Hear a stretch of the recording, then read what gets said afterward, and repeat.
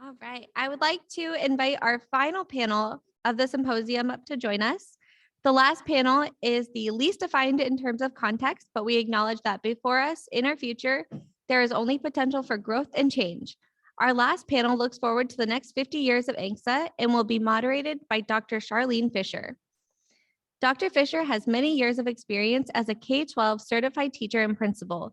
She has held multiple positions, including executive director with the Council of Athabascan Tribal Governments, and has served as the chief of Beaver Village Council. She currently is serving on the Doyon Limited, Alaska Humanities Forum, and the Gwich'in Social and Cultural Institute Board of Directors. She currently teaches at the University of Alaska Fairbanks as an assistant professor. Welcome, Dr. Fisher.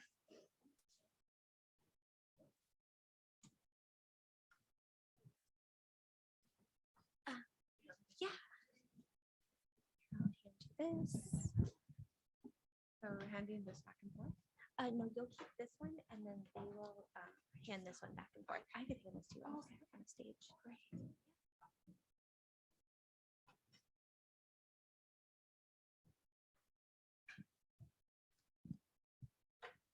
So yours is already on. Okay.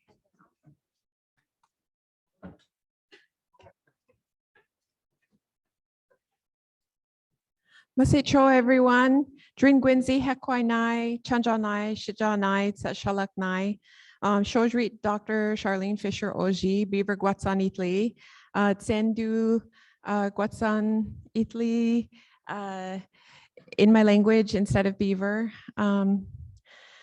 Gwich'in, Koikon, Denaina Itli. Good afternoon, chiefs, leaders, elders, friends, and all my relations. My name is Dr. Charleen Fisher. I'm from the village of Beaver, and I'm Gwich'in, Koikon, and Denaina. Welcome to the final panel of the University of Alaska Department of Alaska Native Studies and Rural Development ANCSA Symposium. How's my sound? I feel like I have to hold my hand steadier. Okay. It's my pleasure to moderate this panel highlighting the next 50 years for ANCSA and the Alaska Native peoples as they use both Indigenous leadership management and Western structures to manage lands, lead economic and social, cultural initiatives and programming. As self-determined Indigenous peoples, we can determine our own future as we shed colonial and settler secular cultures and customs. What will our future bring? So I'm going to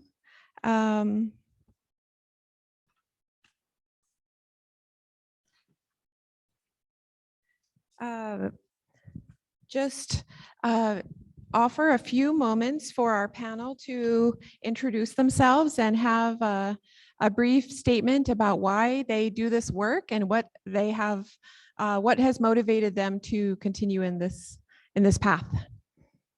So, do you want to start? Does that work? Okay. My name is Bobby Allen. I am a law student at Mitchell-Hamlin School of Law out of Minnesota. I've been completing my degree via distance delivery for the last 3 years. I've had the privilege of doing all of my studies from Fairbanks, where I currently live and work. I'm currently a law clerk for the Federal District Court. I'm from Nelson Lagoon, Alaska. As mentioned yesterday in my introduction, I'm Unangach and shareholder of the Aleut Corporation and Nelson Lagoon Corporation.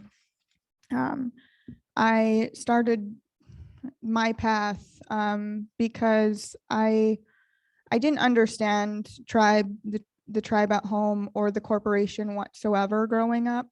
I just, I knew there was these people that, ran the town, and I was like, okay, cool, whatever. And it wasn't until in high school, when I went to Mount Edgecombe High School, that I realized there were, we were a little different. I was like, huh, that's, real interesting. I started reading more into it.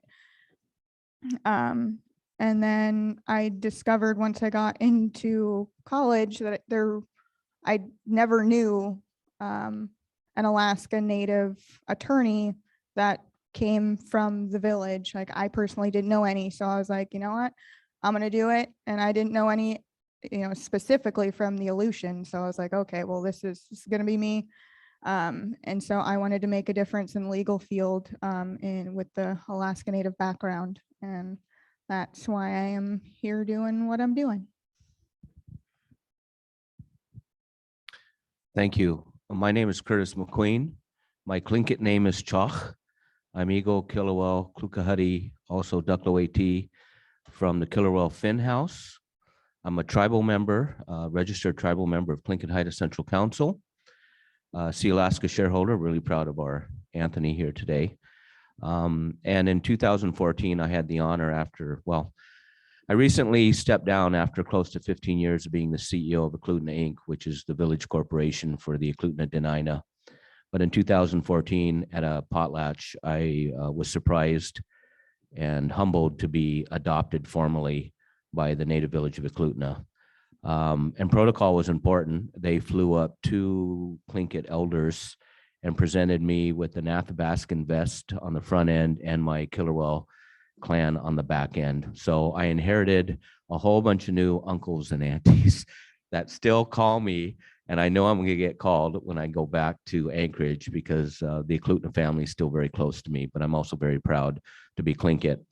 I've been amazed at this event. My mind's been racing every time I've been going back to the hotel room, and I haven't seen anything done like this with a university and a corporation this close. I know that we at Sealaska, and Anthony can speak better than that, are pretty proud about what goes down at UAS, and we have some Tlingit speakers, but I think what you guys are doing here today is setting a bar that is incredible. So kudos to all of you.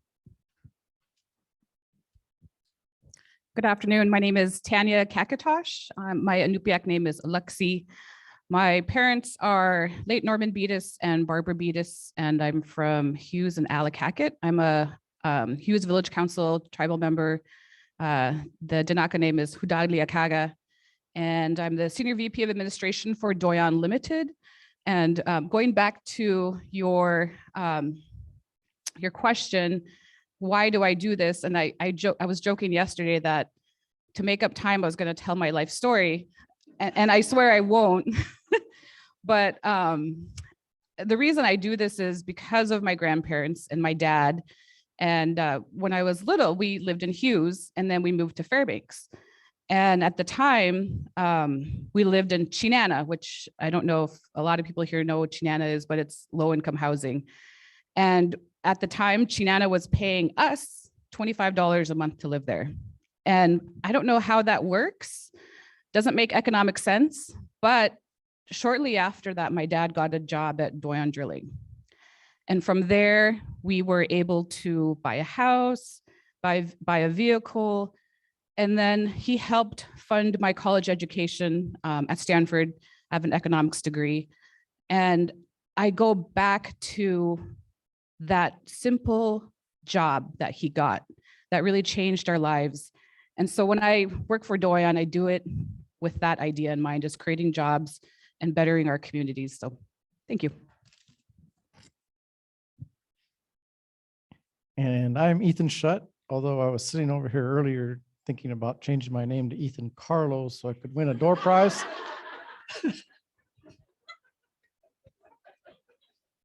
And I'm the Executive Vice President and General Counsel at Bristol Bay Native Corporation, where I've just finished my first year. I'm a Doyon shareholder, enrolled to the village of Tanana, and strong connections to the other interior villages of Minto and Tanacross. And I've spent 20 years now working for Alaska Native institutions as a professional, as a lawyer.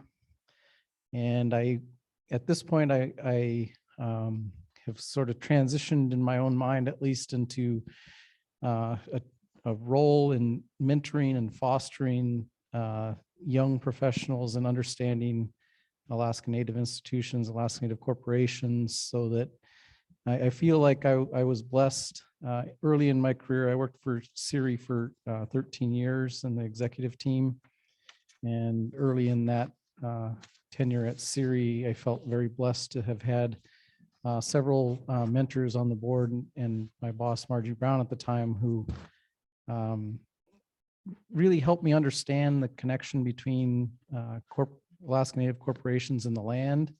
And then coming from rural interior, I think I already had the understanding of how much villages and tribes have as far as a relationship to the land and that strong connection. And I think that trying to preserve and transition that knowledge and understanding between the land-based nature of Alaska Native corporations and tribes and the people that still have that strong connection is my calling at this point.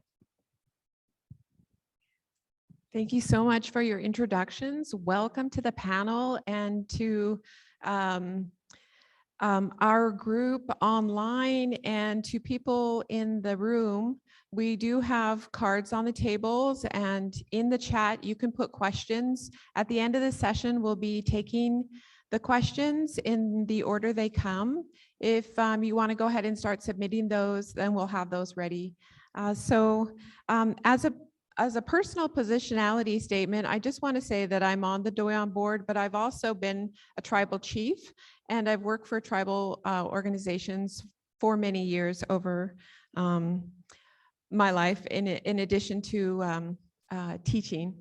So the first question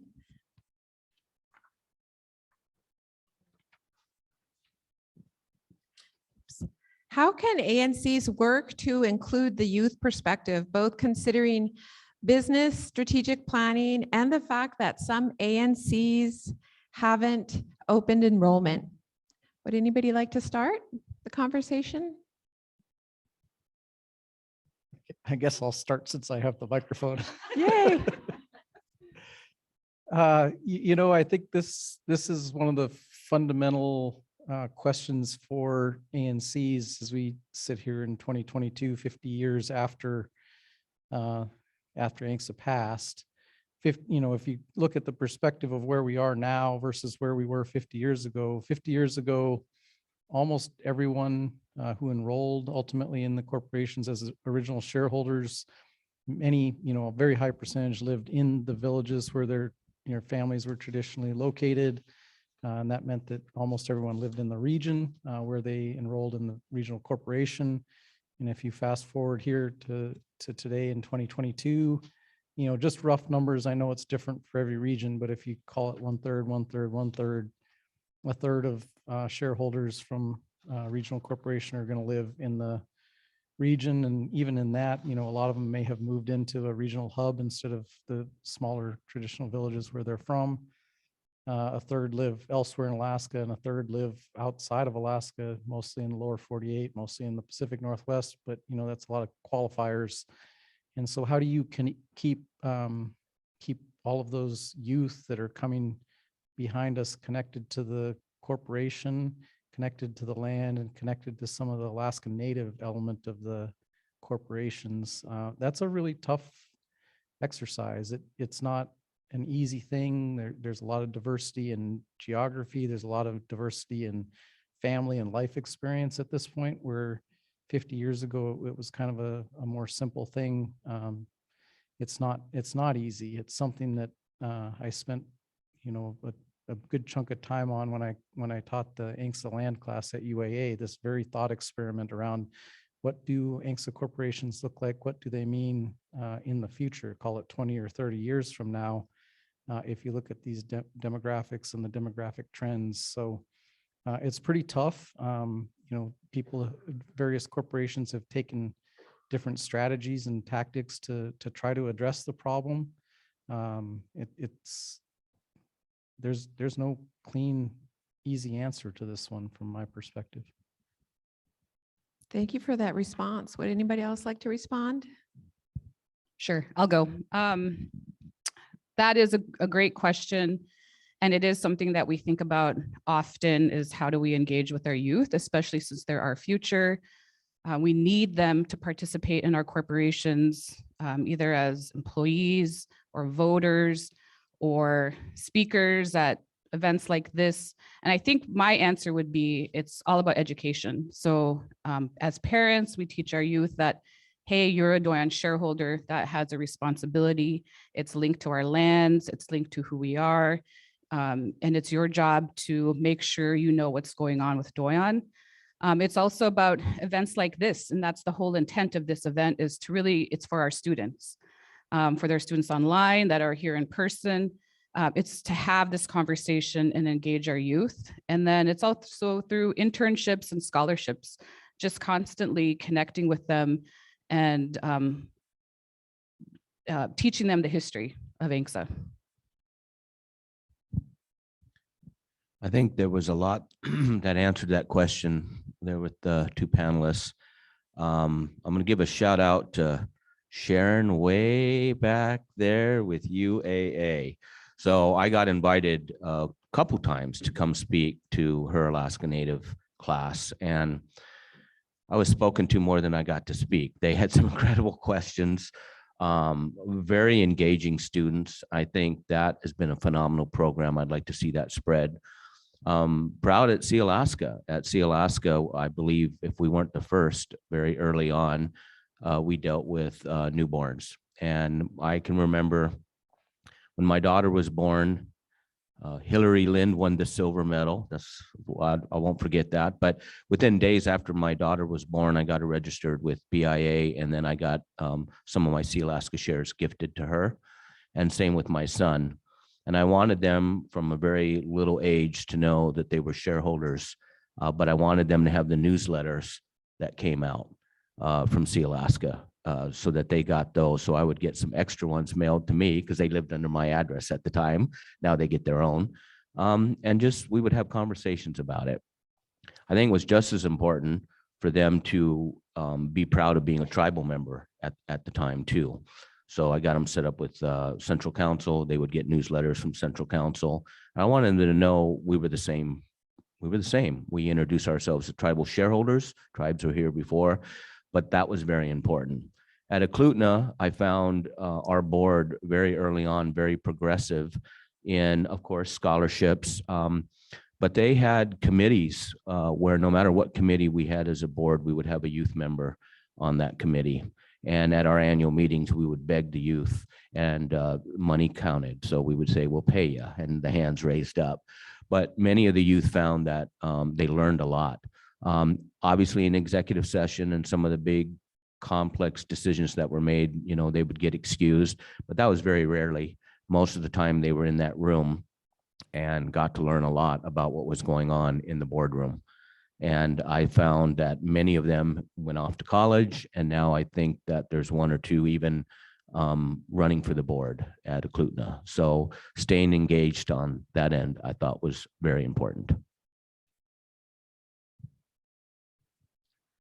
So it is kind of hard to determine how to get perspective in with this, because not everyone's going to initially want to be involved. It's, you know, kind of a, you know, everyone has their own path. Like we have our commercial fishermen where I'm from, who don't necessarily always have the most interest in corporate structures or anything like that. So, you know, how do we engage people who don't want to, go into secondary education, who, you know, don't really have an interest in seeking college specific degrees, who want to go into the trades and this and that. That's one of the big problems. But I had proposed this to Aleut Foundation because I've received their scholarship throughout my, my entire, secondary education. And they recently implemented a student advisory board that I sit on with a bunch of other students. But we proposed, along with the student advisory board, for us to reach out to high schools within our region and start making connections on Aleut Corporation, Aleut Foundation's behalf, so that we can let them know about about the opportunities that our corporation has. And then I guess, like Chris said here, that the allowing students to participate or just at least observe the board meetings. Like, I think that's a really big one. I didn't understand any of that throughout high school, and I think that would have been really beneficial to me. And, you know, coming from a school that was closed, and I think Charleen knows too, Beaver School closed, my school closed, you know, we didn't have a high school at home that had a student council that we were able to participate on. So having some sort of secondary other sort of council board that we're able to have a voice on, that we can, you know, give out to, you know, the tribal council, the ANCs, the village corporations, you know, all of it. It makes us feel included and makes us feel better about, you know, what we can do in the future, and that, you know, we're not so distant, because I think a lot of what happens, you know, at home, you know,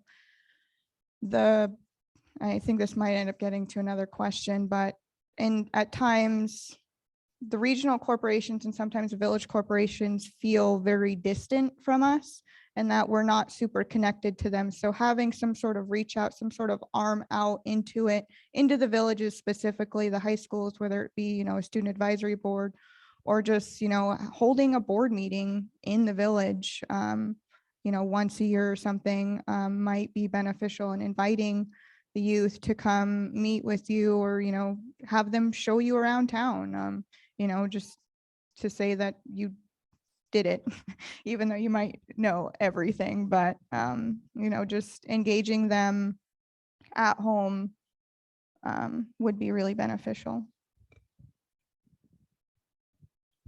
Thank you all for those responses. So this morning we had a nice overview of our ANCs being run according to values, and how a model of that, how that could be done. Thinking about our youth and the next 50 years into the future, according to our values and our ways of life and connection to the land, can you speak about potential initiatives that, or business ventures or industries that might align or with our traditional customs, and highlight something that you think could be upcoming?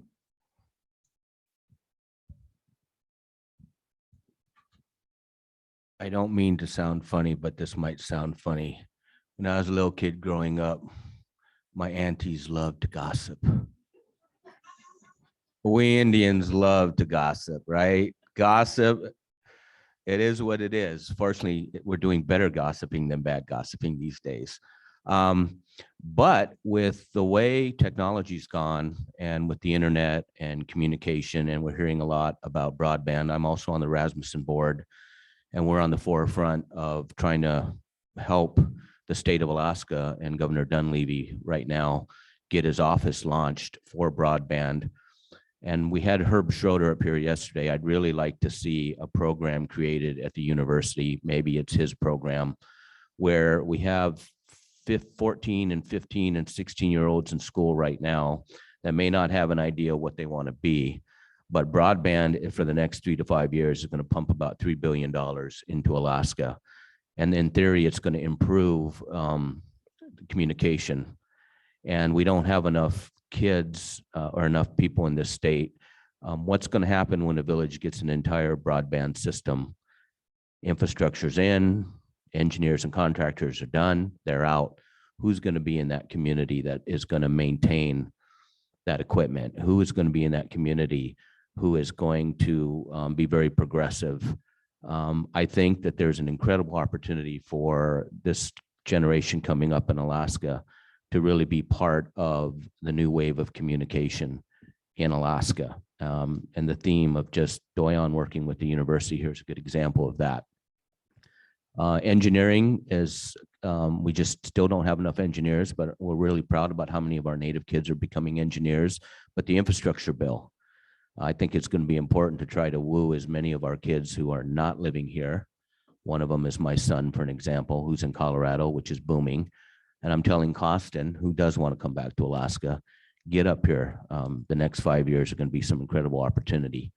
And then I just loved, I did not know when Herb was talking about getting 8th graders into the university system that young.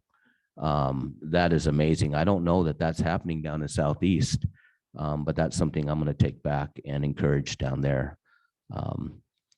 And no disrespect to lawyers, but I think we got enough lawyers.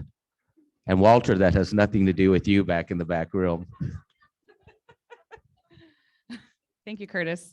I 100% agree. I really think about technology as well and broadband. And what I had said earlier to Dr. Fisher was, in terms of the next 50 years, my personal dream, and I think everybody else's, I think a lot of people can relate to this, is to be in Hughes in the cabin that my dad built, which is about a village of 50 or 80 or so, have a meeting and do some work and have wonderful connectivity. Maybe I'm meeting with people in San Francisco.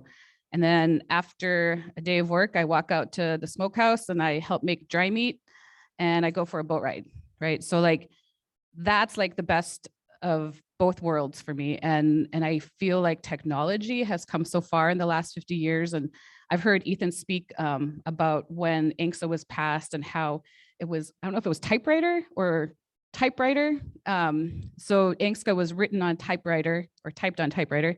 Now we have Microsoft Word. And what will it look like in the next 50 years? What kind of technology will we have? And I think that's an opportunity for us to look into, especially for Alaska. So I generally agree that the future and that connection with the youth is, the best path is the knowledge and creativity based economy, because those with the modern telecommunications and now, a kind of a benefit of the pandemic is we've all figured out as employers that, we can have employees work anywhere, really, anywhere where you have a good internet connection and can, block out the sound of the chaos behind you. You can work if you work in engineering, law, accounting, creative fields, anything that can be done on a computer effectively. And I can't resist the one little bunny trail that Tanya has prompted me to, because the ANCSA was written on a typewriter, and because of that, we still have tribes, right? And a lot of people may not have heard this, but the last draft of ANCSA that was on the table, because a lot of these sayings that people say on the table, back when there was typewriters and everything was on a piece of paper, if you had a big complex document like an ANCSA bill, it was all typed out and all the individual provisions were little slips of paper that had been cut by somebody and arranged on the table. And when they were editing and rearranging, people would go physically, well, this one goes here, not. And so in a different time and in a different era, the last version of ANCSA was on the table, literally. And there was a tribal termination provision. And an Alaska Native person saw the tribal termination provision, put it in his pocket and walked away. And they finalized the bill and tribes prevailed. And that's why we still have tribes in Alaska, because ANCSA was last draft would have had tribal termination in it, but for someone putting that slip of paper in his pocket. Those are, I think, when I go back to saying that one of my roles is I've been blessed with knowledge about things. I just kind of came in at a time where people still knew these things because the people who did them were still alive.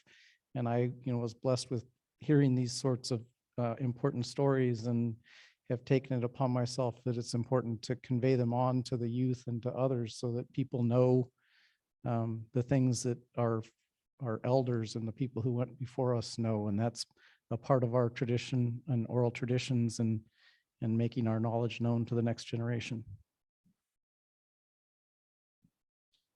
Thank you. Did you want to respond? Okay.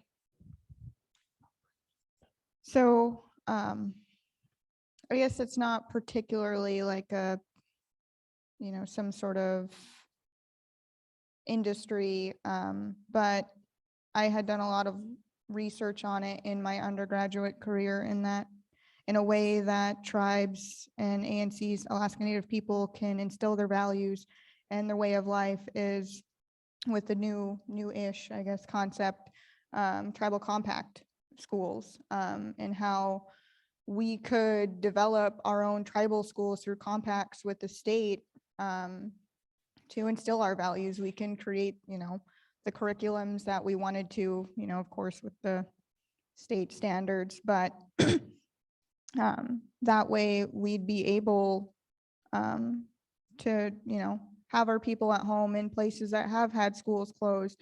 Tribes can open up the schools and ANCs can help fund that, can help outreach for employment. There's more employment opportunities. We can have, tribally educated teachers. We could have, tribal teachers. And it would be, a great way to connect the two, to be able to bring our values and our ways of life straight home. Boy, now she's speaking my language. Tribal compacting is the most exciting thing I've heard in a long time. So, yeah, for education and also ANC's roles in that.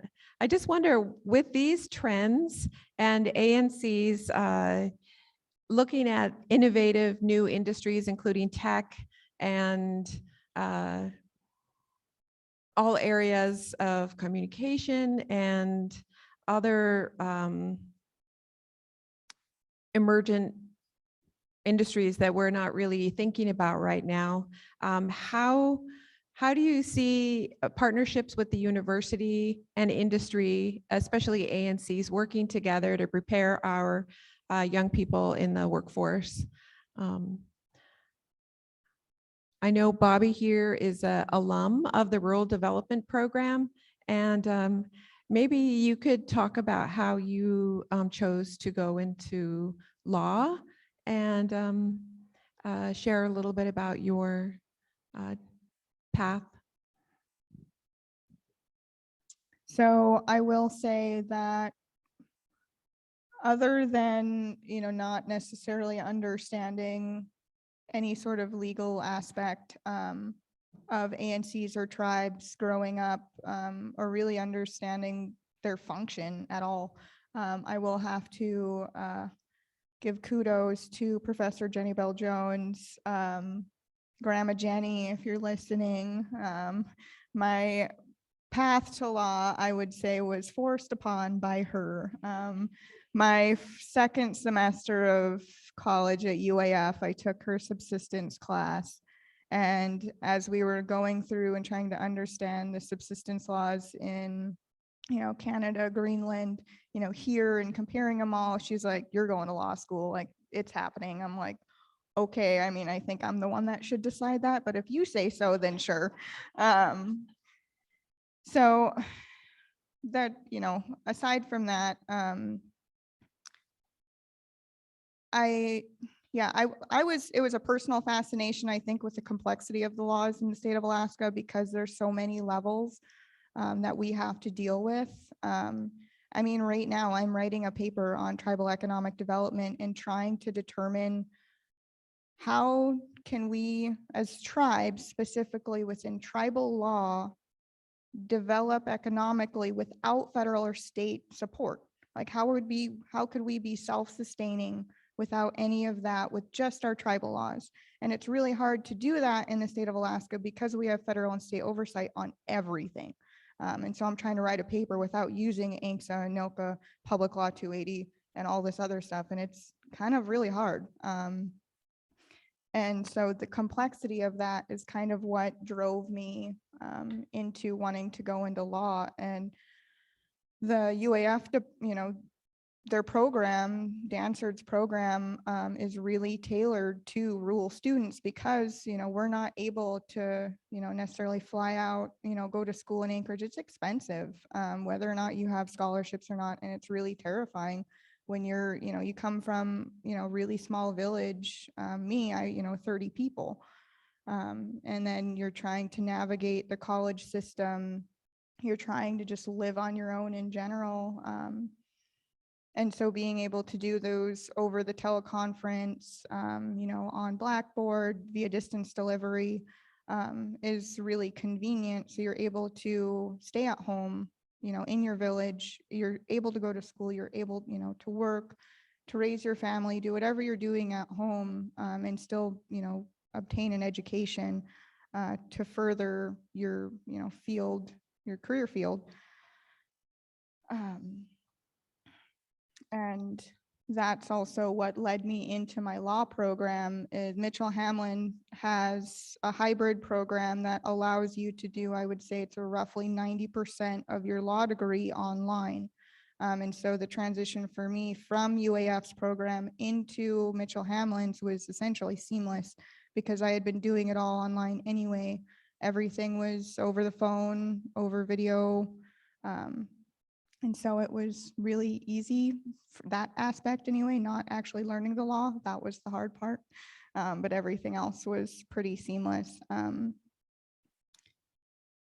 But yeah, UAF's programs are tailored specifically, I would say, for, rural students as it is. It's not just to come here to UAF, it's to teach you at home. And it's really nice having professors that understand that and who have went through it themselves, so that they can connect to you on a personal level, and teach you with that in the backs of their minds the entire time.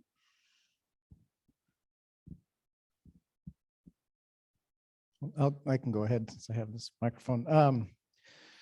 So I think, you raised in your question or proposition, something really important around ANCs, and I view Alaska Native corporations in the context of tribes and Alaska Native communities as being a tool, and like a Leatherman tool. There's a number of tools within the tool, but the most important of the tools of an ANC is the ability to earn income and profit, and to do so outside of our own communities and even outside of our state, so that we can bring that profit back to Alaska and to our shareholders and invest in programs that make a difference in the lives of our communities and in our youth.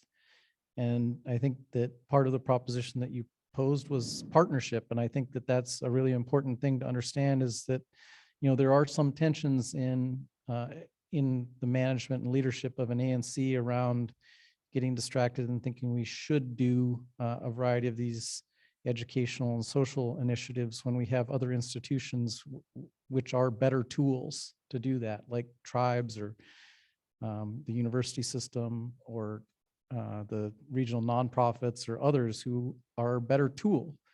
And so I think my view and philosophy is that the ANCs can invest through partnership in the things that work.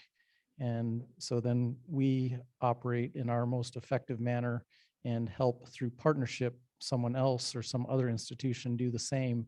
And together we are so much more than 1 + 1 = 2 or 1 + 1 = 5 or whatever that multiplier is, when an ANC takes its income and profit and invests in good programs that support education, for instance. Kind of continuing that message, you mentioned tribal economic development and trying to do that without mentioning ANCs or ANILCA or state. And I think what I'm hearing and what I heard the last few days is that we're not like a reservation system down lower 48 where it's just the tribe, right? It's an ANC, it's a village corporation, it's a city, it's a borough, it's a tribe, and the state and the federal government. And we all have to be, and I think Dr. Stern said lockstep this morning. And that is, I believe that's the next 50 years, is us working together in lockstep and figuring out how to use those tools properly. And so it doesn't have to be the tribe alone. It could be all of us. And then it reinforces that message that I heard yesterday, which is we need to be in every level of that conversation. So we need people to work for the state. We need people to work for the government. We need people to work in the tribes. We need people to work in our village corporations and our ANCs in the cities. And that's how we will achieve what we need to do. And so it's not just one entity alone, it's all of those entities. Well, you're setting me up. That's great. Before I answer, one things that I meant to say when we were talking about the future for kids and opportunity, the scholarship program at Eklutna wasn't just a scholarship program for post-secondary. They had the vision to set up scholarships for trade schools. So no matter what age you were at, if you wanted to go to work in construction, you could apply for the scholarship, and it might be as much as just buying you the tool belt, the tools, the things that you need. It might be to pay for the CDL course. And so let's not forget Alaska, as much as we grow between the unions and infrastructure, it's not all going to be about academics. And we're really short on contractors and laborers. So we need to get a little bit more focused on that. I'm going to brag a little bit on behalf of Siri, and we got a Siri table over there, the fun ones. And Ethan and I came up together. I joined Eklutna in 2005 and him at Siri, and Margie Brown and Sophie Minnick, but I got to give Ethan a lot of credit. We did some creative things between, and this is going to tie in the tribe. So our village corporation had all the surface land around Anchorage, and for 60 years, gravel mining was done by everybody else until Ankska happened. And even then, when that happened, you would get all the non-native contractors to come in and convince Siri or the Village Corp to mine the gravel. And when I came in, there was a lawsuit going on about a really ugly operation that happened, and Siri had to go after some folks, and we joined them. But we had an aha moment at Eklutna, which was, if the Department of Transportation is calling us to use our surface land for staging area, for all the equipment for the contractor, and then they're calling us to say, because Anchorage is becoming wetland, we're digging out all this wet dirt to bring gravel in. Do you have a place to take the wet dirt? We approached Ethan and Siri and said, would you relinquish control of gravel and let the village corporation, who has the relationships with the government agencies, to run the gravel operation? Yes, there's royalties shared between the two, but that let us go buy equipment, that let us train some youth. And we started to run a gravel pit. And once we proved, and Siri, us proved it worked well, we opened up another one. And close to the tribe. And then we brought the tribe into the conversation by saying, when we're done with the gravel pit, what's your vision? And food security was one. At Eklutna, they want to start growing food out there. So we started thinking, wow, if we bring this rich dirt back in as gravel goes out, now they have some really rich material, and that can happen. And that's exactly what the discussions are going on right now. Even though I'm not there, they keep me in the loop over at Eklutna. But we grew. Now you had the region, the village, and the tribe rowing in the same direction. And I think that was really important as far as collaboration. And we've had some other examples. Our 8A company got to get subcontracts with Series 8A. And I think it's been happening, but if we talk about the future, the next 50 years, I really see villages contracting with regions, or regions contracting with villages, or in our case at Eklutna, the other color money, that tribes have programs that we don't have. So the village of Eklutna got money to clean up a contaminated site on corporate land. We didn't take the attitude that it was corporate land or tribal land, it was family land, but they were able to get money to clean it up, and we definitely benefited from that. They got money to build a clinic, but they didn't have a construction company or an engineering company to do a clinic. So we, as the village corporation, stepped in and got to build a clinic. So I think the trend moving forward is, there's great companies that are non-native, and we're all going to continue to use them, but we have built so many incredible companies in Alaska that are native that we should be contracting to each other. Just to hear about Huna Totem, that a few years ago was just a small little village corp in Huna, is now going to build cruise terminal in Whittier just shows you how far we've come. And I see that in many ways. I'm going to be helping the village of Eklutna do a new gathering center. And one of the things that I'm going to recommend to the council, and when it's time to go out to bid, that we, as much as we can, put a preference out there to solicit native contractors and native companies to bid on our job before we go out on the street to open it up to everybody else. Thank you for those responses. It's very interesting to see ANCSA and our Alaska Native communities, how we've handled all of these challenges together. And I think about when I was in college years ago, a young man was telling me, oh, I told him, where are you going to go? Where are you going to work? What are you studying?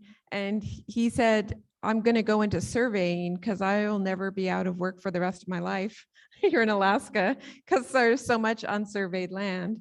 So, and then in my own quest to learn my language, I feel like we have to sort of be a linguist. We have to learn sort of these constructs, a second language acquisition, these Western constructs. And so for our people to use these structures to do an attempt and overcome all these different challenges and take advantage of opportunities is very exciting. So thank you for those responses. I appreciate that. We're starting to get questions now, and I wanted to go ahead and do one. It says here, the mission of ANCs is to protect our way of life and resources. Can you talk about how your corporations address this in the villages versus that of more urban locations, especially in regard to knowledge of elders and getting that instilled in our kids? Anybody like to take that? Thank you. That's a tough one.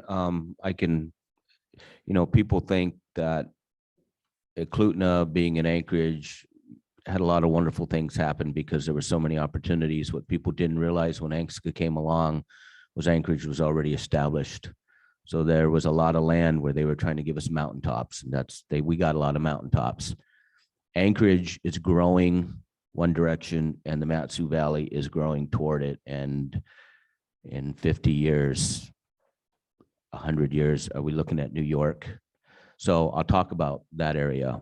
For the Eklutna people, we looked at the moose and the porcupine and the rabbits and the salmon. Everything in the heart of the village is right on the outside of Anchorage, but it's within the municipality of Anchorage, but it's right on the outside of Mat-Su, and everything's growing together.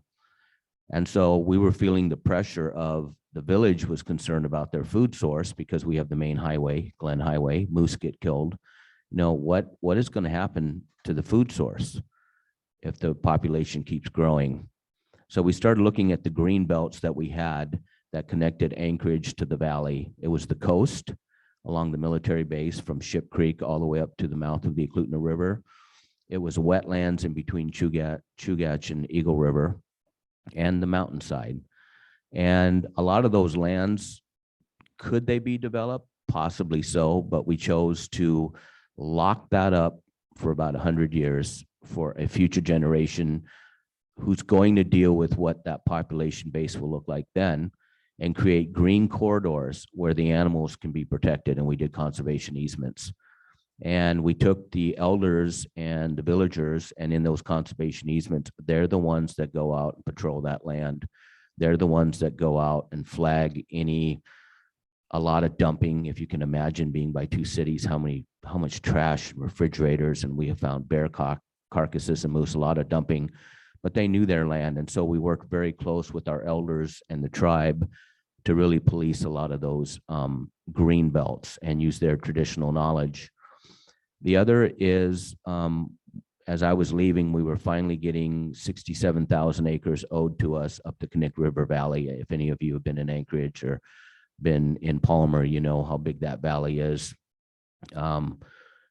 Very traditional, very important to the Eklutna, but now for the last 50 years, you have a lot of the non-native community that hunt up there. And they really took it personal that we were getting our own land back, and that was quite a battle.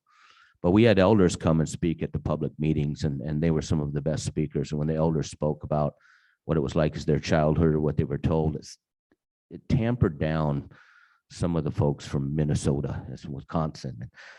Anyway, people who moved in after the fact.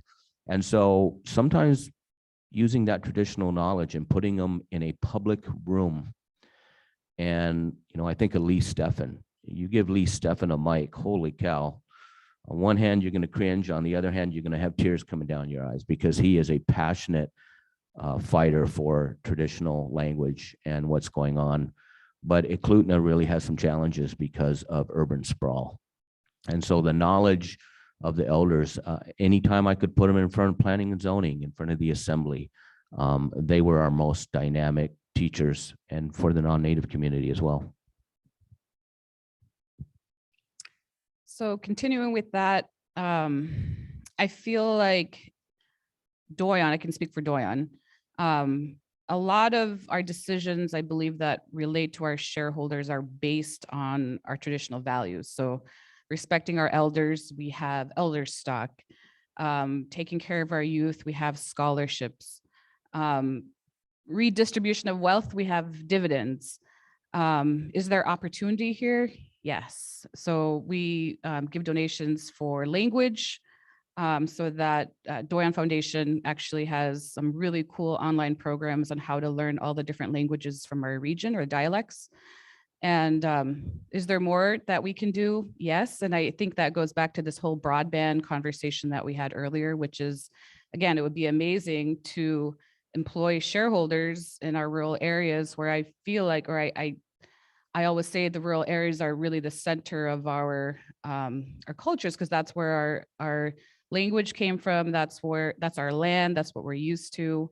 And so if we can employ more shareholders in the rural areas through things like broadband, that would be pretty amazing, and hopefully reinvigorate our language again and our traditional subsistence practices, and then just bring this balance to who we are as Native people.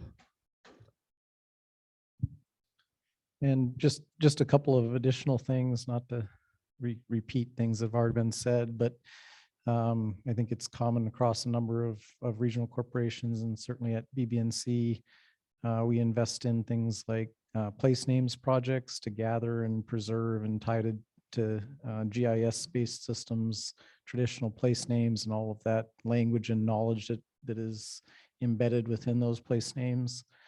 Culture camp to host and fund culture camp for the region, and then investment in the region.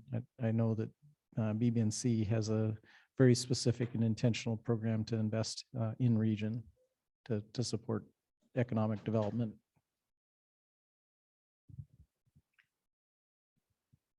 Would you like to respond? So this is by no means sponsored by Aleut Corporation, but I'm just saying this as someone who has been able to participate in the offerings that Aleut Corporation has had. They do their yearly, which I think was stalled for a little bit due to COVID, the Urban Unanga Culture Camp, which allows urban students and youth and adults to learn from the elders from home and in the region. They're flown out, elders from the region are flown out to be able to teach lessons to people who don't typically get the hands-on learning with elders that some might from the region. Aleut Corporation, I believe, has helped with the language grant that APIA has received for revitalization of Unangam Tanu.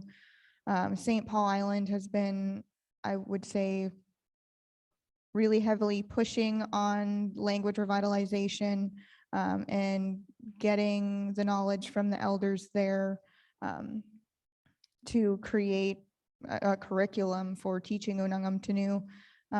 Part of that I used when I was here on campus to start, I think it was one of the first Unangam Tanu clubs that I taught for a short period of time. And then just, help having elders, go to the camps, and any sort of time that a person in one of the villages wants to hold a camp. And I believe Coal Bay did one recently or within the last couple of years, but they wanted to hold a culture camp, and Elliott Corporation was more than happy to help out with that. So just being able and open to holding cultural activities and stuff in the villages is really nice, and advertising that. And I think that's one of the big things, is making sure that people in the village know that that's an option, and that you have funds available for them to be able to reach out to hold those camps where they might not think that there's availability. Yeah, the perspective from the village, and my own perspective as well, is, living there, it's like we have this idea that our villages and our elders, they're kind of this treasure, and it's our honor to be there. And we work so hard and tirelessly to, live up to ancestral ways.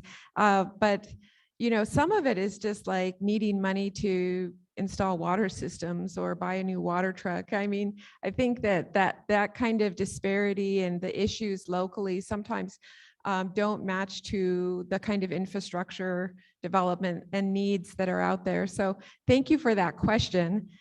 In the Rural Development Department, we teach courses that dive deeply into difficult topics such as jurisdiction and self-governance and sovereignty. And so I know that I've spent quite a bit of time this semester, probably others as well in the room, faculty and students, talking about how complex the jurisdiction of governing ourselves is in practicality with no land base. And so this next question, it's a little difficult, of course, but can undeveloped ANC land be transferred to their local tribal governments? How? This question is for regional and village corps, and what are the pros and cons? So sort of opening up that discussion. Of course, there is legislation recently that is allowing for governance projects over people through ICWA and other types of legislation, but land-based issues with governance, tied to governance. Does anybody want to take a stab? There you go. That is such a loaded, because I know I just said I introduced myself as a tribal shareholder, but the CEO in me is cringing, because what a tough thing in a boardroom. And I'll give you a couple examples at Eklutna. Right behind the village of Eklutna is a rock knob.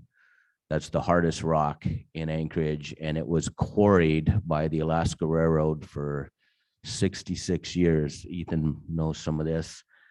And a lot of the road work and a lot of the revetment for erosion was used there, and the tribe was right in their backyard. And Eklutna Inc. had land adjacent to it. It wasn't available to us at the time in our selections. We certainly would have selected it. But on top of that knob was where the Eklutna people would use it as a lookout for invaders coming up, as Lee would say, the moose, the salmon, and it was just sacred, including some house pits. And the tribe took the railroad to federal court to try to get that land back. And we in the corporation were trying to figure out what to do. And we decided the right thing to do was to support the tribe. And so we supported the tribe. And at the time, fortunately, we had a 4-star general named General Pat Gamble, who was the then CEO of the railroad, who had come out to the village and recognized that if the railroad wanted to continue a relationship with the Eklutna people, and they had one that went all the way back to 1912, when they first started the railroad, that he had to solve that. And so he supported giving that land back and getting a bill sponsored through Juneau, because you had to get legislation, you had to have the House and the Senate pass it. And Eklutna and Siri were scratching our heads because who gets that land back? And when you get that land back, what happens to surface versus subsurface? And Siri and Eklutna joined forces, and we made a commitment that the land came back. The way it had to happen was it came back under EI, Eklutna Inc. Even though it didn't become Angska land, it became land we got back from the government. Siri and us made a commitment not to mine that rock anymore, because that was a sacred area for the Eklutna people. And if any of you have been down in recent years, hopefully they'll have one soon, the powwow, that's where that's held. So that was a collaborative process, but a sensitive thing. And so the corporation has made a commitment never to mine that rock. But my board wasn't willing to give up the land. And that was a tough subject. But I think the compromise was the village had a buffer. The other example was in the early days, way before Angska happened, National Bank of Alaska, this was before Ed, it might have been during Elmer's days, did a small loan to a guy who wanted to do a potato farm right behind the village, and we had no rights. I mean, we weren't even organized. And he got a loan, and he defaulted on that loan, and 156 acres right behind the village then became the property of National Bank of Alaska for many, many years. And it became their famous picnic grounds, if anybody's gone to any of those picnics back in the day. And when Wells Fargo came in and bought them, the family, the Rasmussen family, begged Wells Fargo to leave it alone undeveloped. One, because it was behind the village, and they respected that. And two, the family had a lot of emotional attachments to it. So the bank said whatever they needed to say. The merger happened, and Wells Fargo ended up with the land. About 6 years after that, I got a phone call from the tribe, and there was a bunch of survey guys, speaking of survey guys walking the trees, and the tribe was upset. And me and my land manager went out there, and come to find out that Wells Fargo was trying to sell that land for $3 million to a developer. It was their right. It was a non-performing asset on their books. I understood that, but immediately we got a hold of Wells Fargo and Joe Everhart, bless his heart. And thank God he had a Sitka Tlingit wife. That helped. We started appeal to him, and we said, you know, the corporation can't kick in $3 million. It would be the same issue to us, a non-performing asset. But we've raised 1.5 million. Would you take that? And the bank said, nope, we got to do 3 million. And so Joe and I got creative, and I said, God, you guys are making so much money. Couldn't you use a tax write-off? And then couldn't we just go national and just brag about you guys? Wells Fargo out of San Francisco, you know, sometimes you have to convince the mind in a different way, agreed to it, and we got that land back. It did come back under EI, but again, the corporation made a commitment to never develop that land. So we were pretty proud that we were able to get land back in the village core that before the village was recognized was taken from them. But that was a great collaboration between that and us recognizing that that's the heart and soul of our corporation is our tribe. We got to make sure that our tribe feels whole. Thank you. That's a really, really tough question. And I think I only have 3 responses. So one, I don't think I can adequately answer that question because it feels like I'm fighting with myself. So 2, I would need a lot more information in terms of the pros and the cons, and I would need to delve into that, research it, understand it. And then 3, I don't know if you can answer it in a general way, right? So I feel like it might make sense in one area and it might not make sense in another area. And it really depends on the different layers of people and organizations and entities. And so that's a really tough question. Yeah, this is another one where, you know, the technical answer is yes, there are legal mechanisms to do this, but that's sort of the end of the easy answer. and the rest of it is hard. And I think Tanya's right that it is contextual. It does matter. Are you talking about just sort of a general abstract question? You really do need to evaluate it more carefully beyond that. And then I think it's loaded with a lot of kind of preconceptions, like that INCSA corporations are anti-tribe or not consistent with tribes or tribal values. And I would push back on the notion that that's a fair proposition. I think that there are a lot of board members and executive managers in the regional corporations who have strong connections, are tribal members, and do not actually believe that there's that inherent tension and has to be hostility as between our various Native institutions.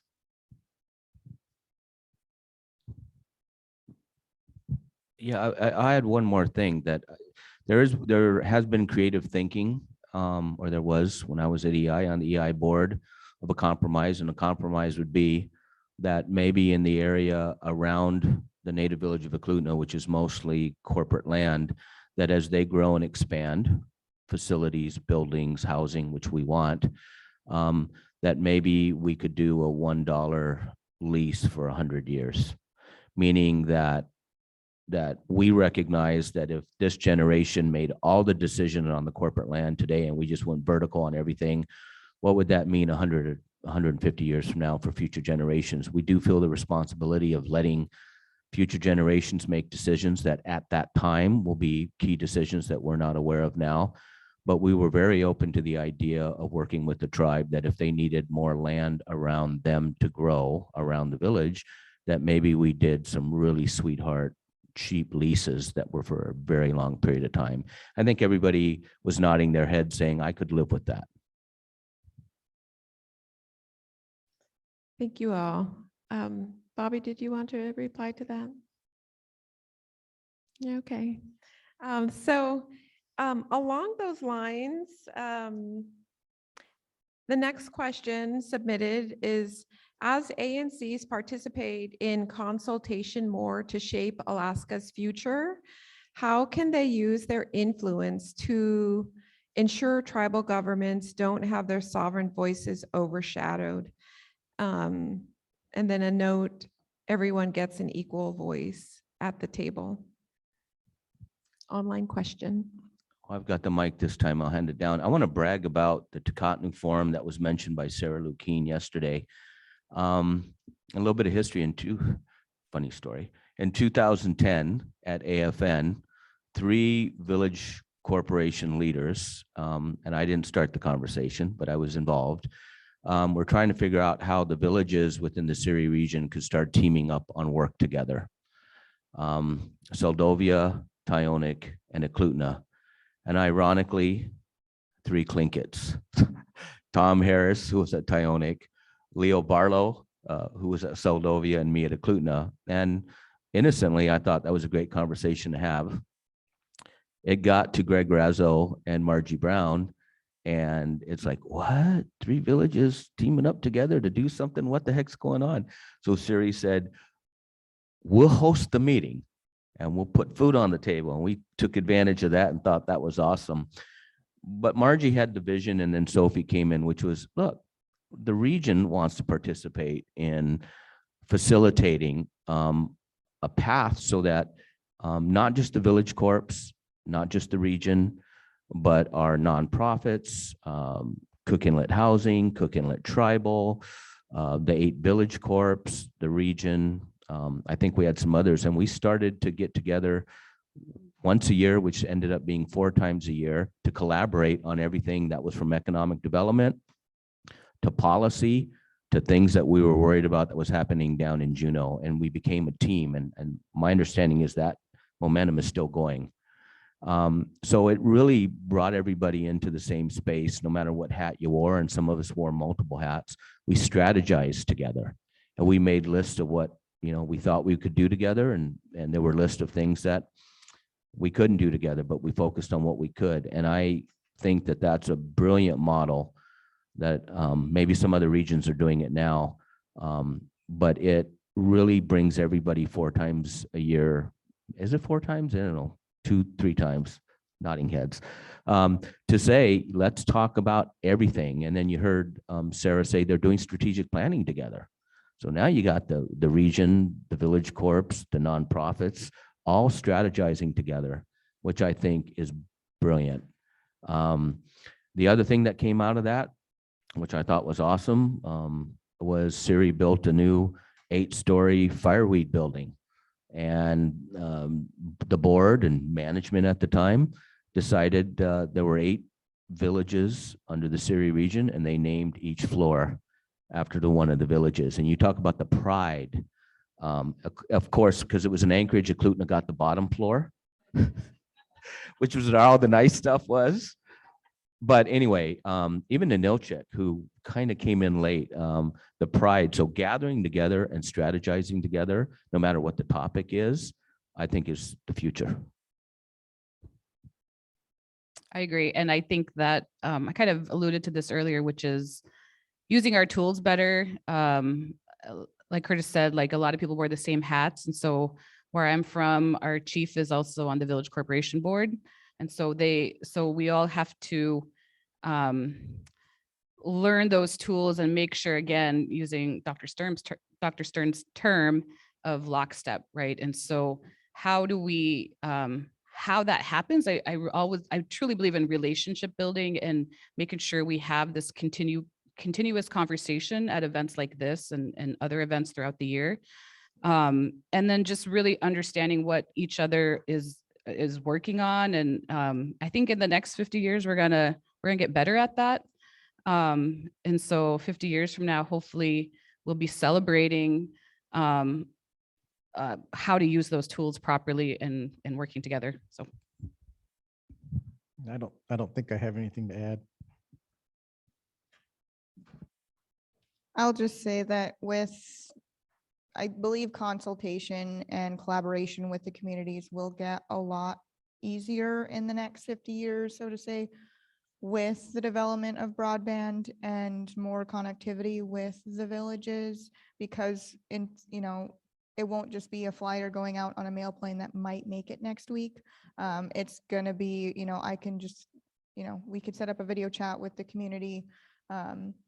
We can, the Facebook social media aspect of things has, I think, really benefited ANC's tribes with being able to reach the younger generation or just, anybody, because now they're able to just broadcast things like, hey, we have this thing going on and we want your input on it, feel free to contact us, or, we'll send out an event, flyer or a link to a Zoom to be able to participate in those sort of conversations, and it's open to all the shareholders. So I think in the future with that development, we'll have a lot more participation.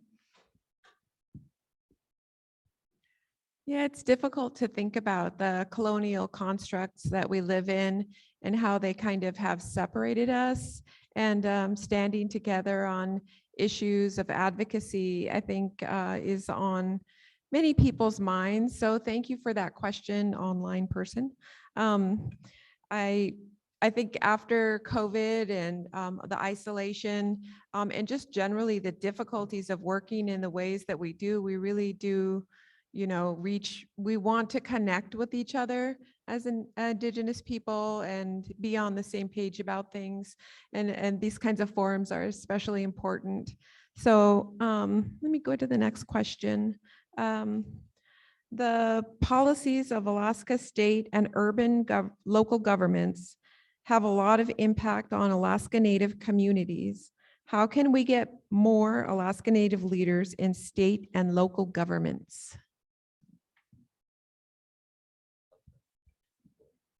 Curtis seems anxious to run for office.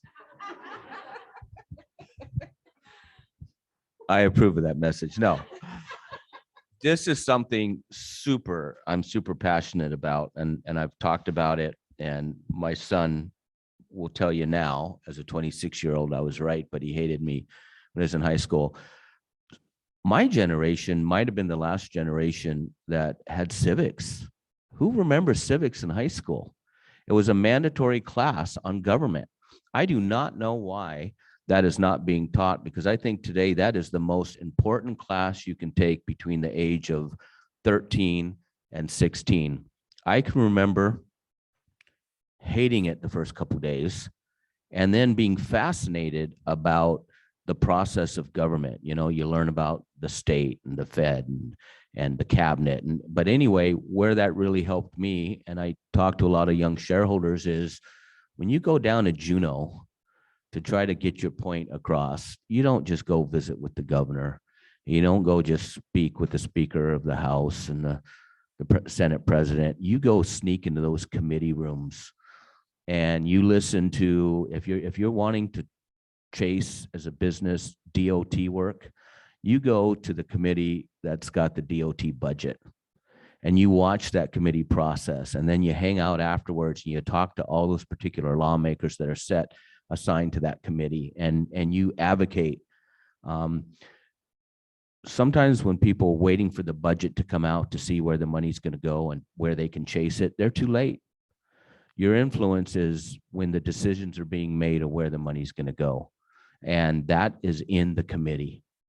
So civics taught me a lot about, unfortunately, or more unfortunately, government dictates so much of what happens in the state.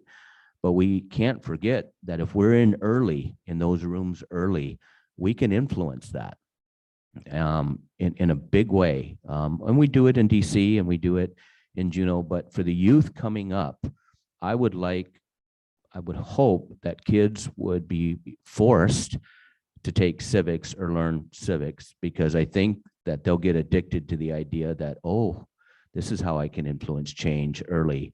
This is how I can bring money to my community. This is how I can stop this ugly policy, or at least recognize that they have a voice about that. And in college, I told my son, government and psychology. I don't care what degree you want, take psychology, because sitting across the table and trying to read someone's face is critical, because sometimes they don't use their words.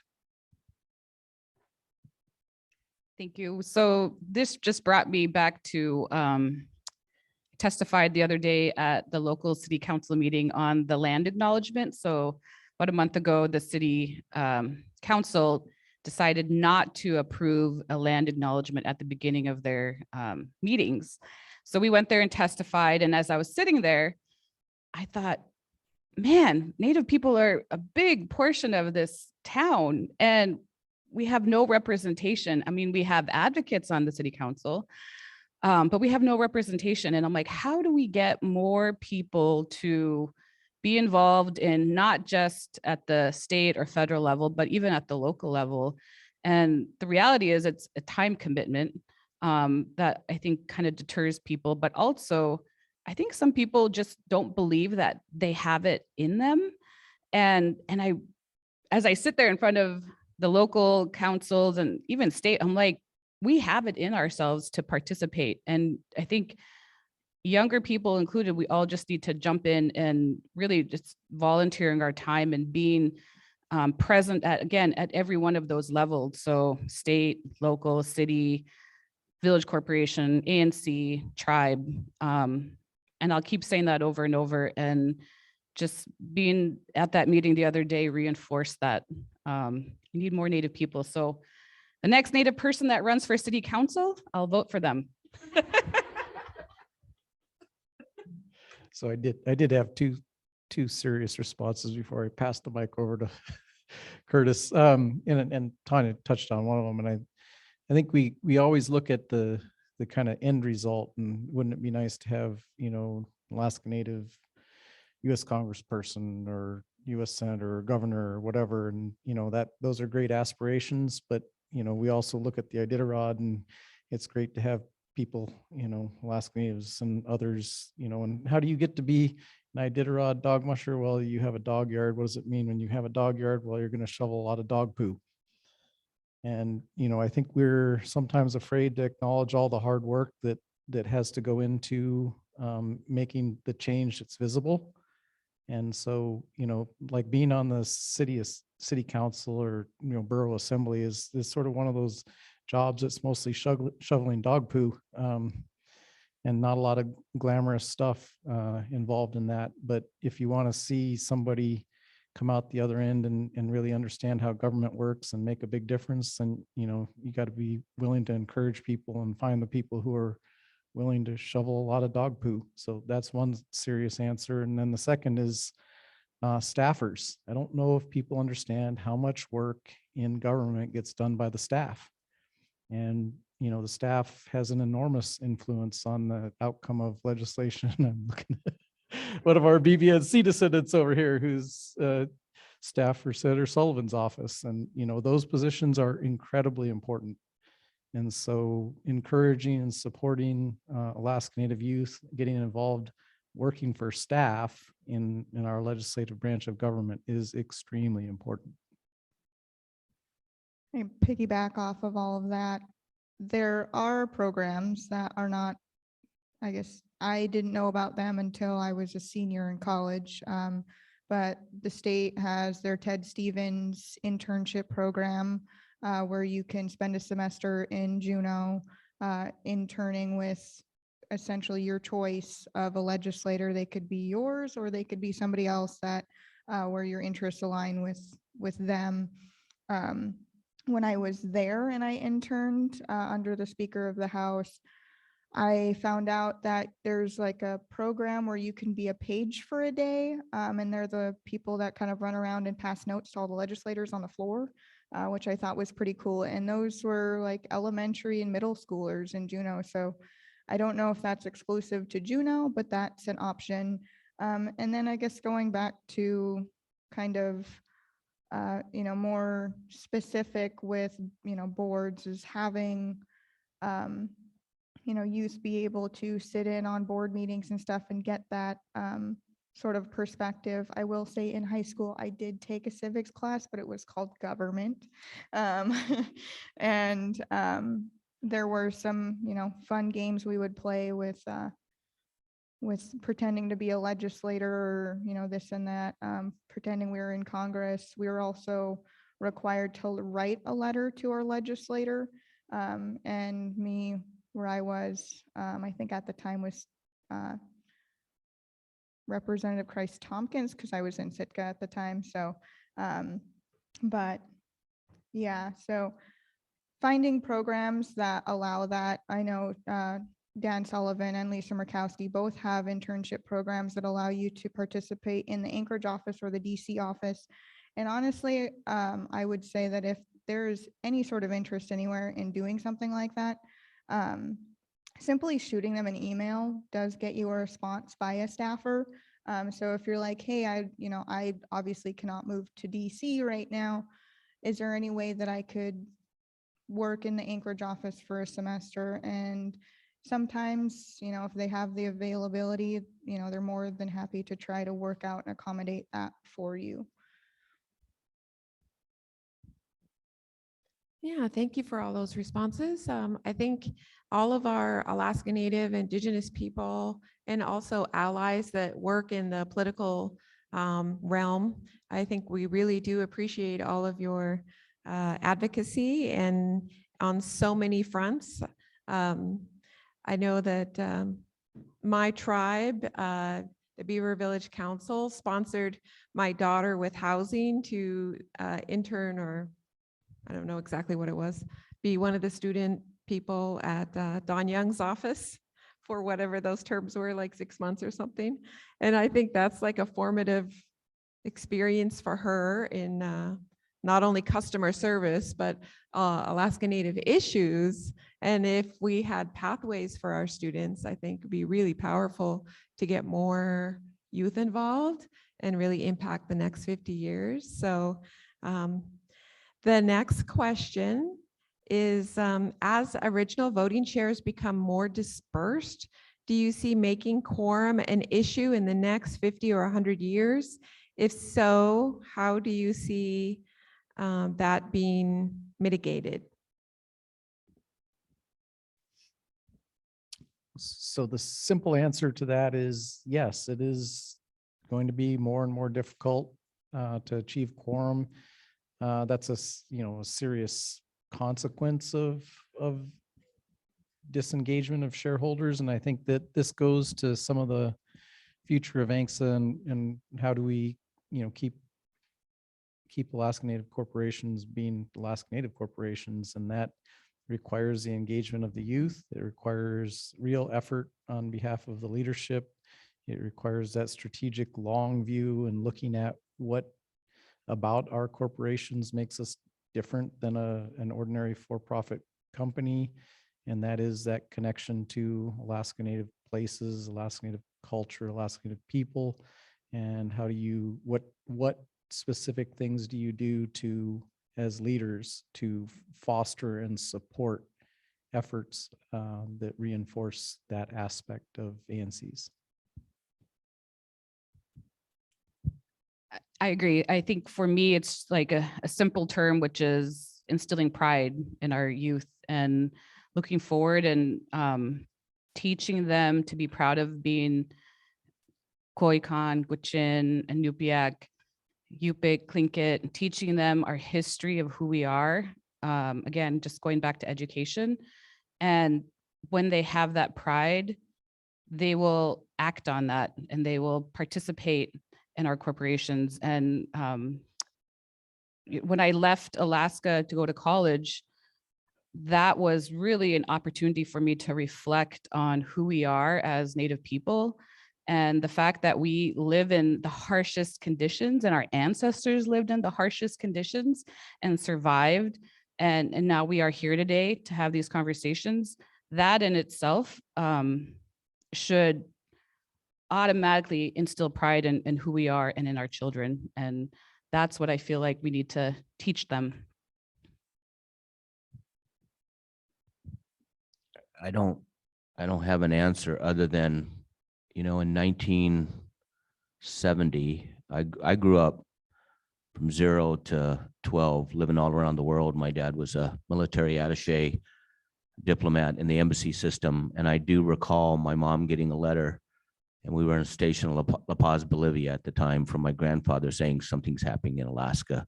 You got to write a letter. They got to know that you're from Haines. Had we not gotten that letter from him, we would have been left out of ANCSA. And I think about that a lot today because, I am who I am today, but what if I was left out of ANCSA? So I can imagine what that feels like. And that's why I wanted to gift my kids shares, and hopefully they'll gift it to their kids. And everybody should have a shareholder stock will, by the way. But I don't know. We use the word lineage, and we use it in a proud way, but I don't think lineage has anything to do with blood quantum. So I think that's the big elephant in the room in the future.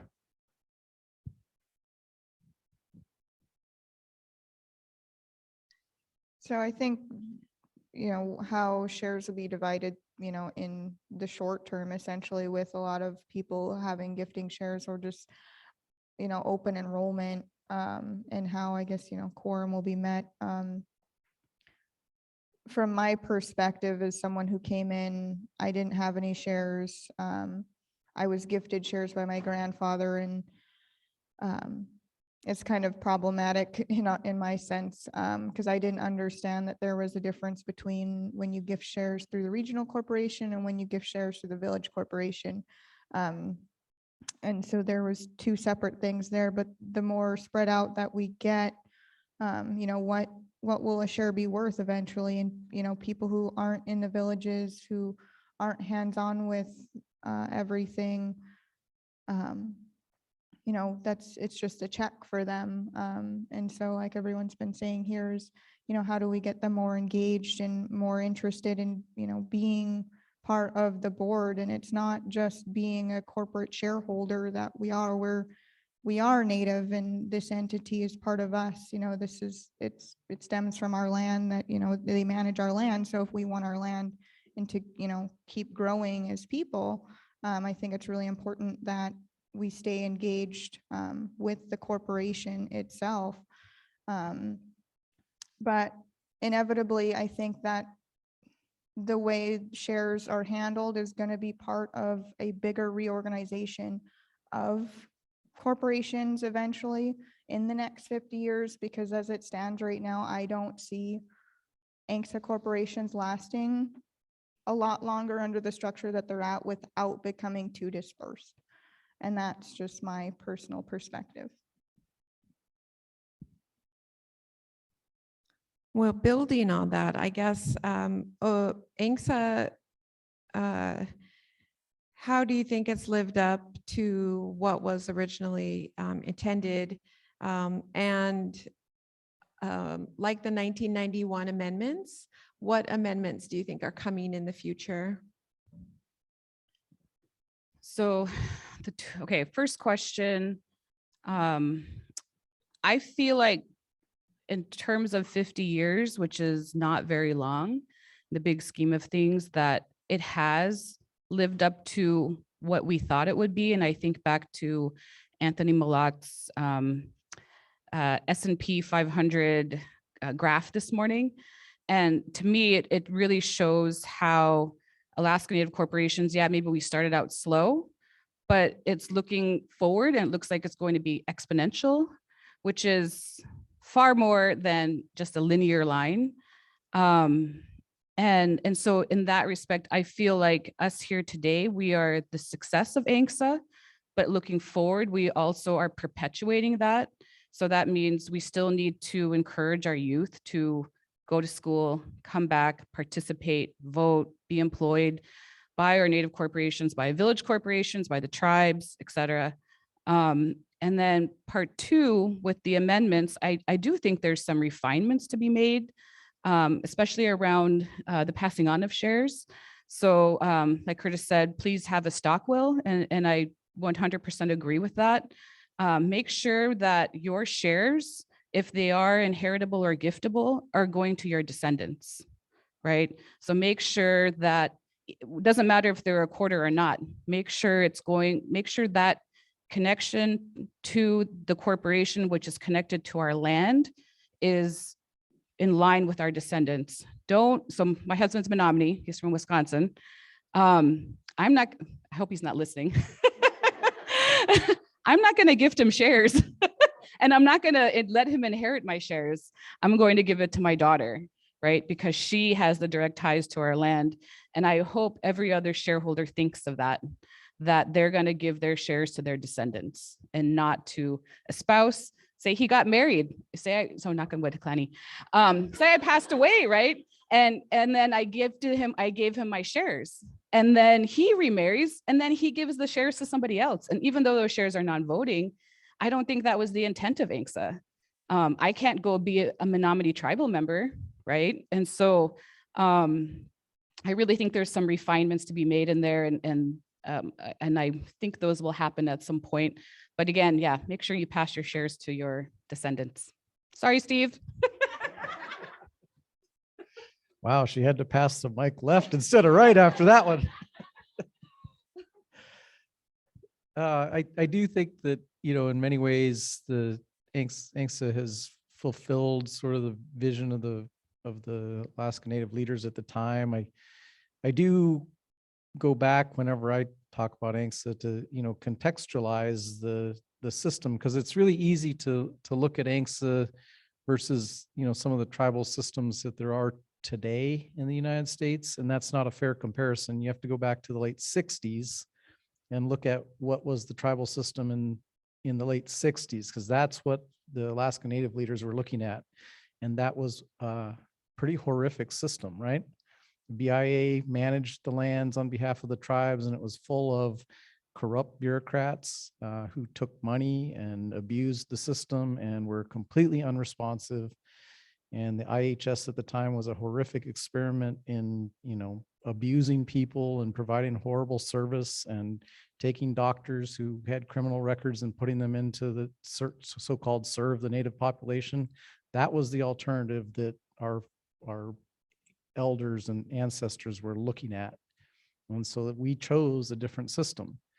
And the result was ANCSA and is ANCSA. And, we have taken the tool that we were given and we have done some amazing things with it. It's not perfect.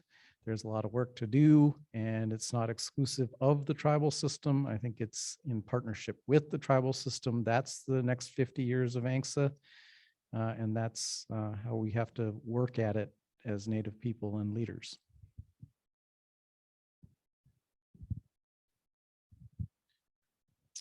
Ethan shared with me 2018, 2017, a paper that him and Aaron co-wrote, which is phenomenal. So hopefully you guys can get these guys to share that on ANCSA. Next generation, 2 lawyers, but I learned a lot from it.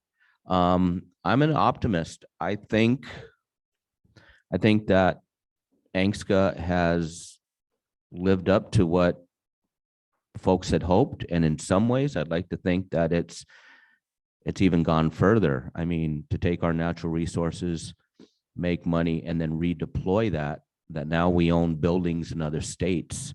We bought companies that are national companies. We're international. I mean, I'm not sure at the time of the founding of ANCSA, anybody would have thought about ANCs owning companies in foreign countries. So from that point of view, I'm pretty impressed with that. There are some things, I think the next generation, blood quantum, I think the next 50 years is going to have to figure that out. And a little personal to Eklutna, while I was there, and it may be to some of you, is that the military was sitting on a lot of traditional lands when ANCSA was passed. And Eklutna got 20,000 acres of Joint Base Elmendorf with the idea that one day when the military shrinks its land base or leaves, we'll get that land.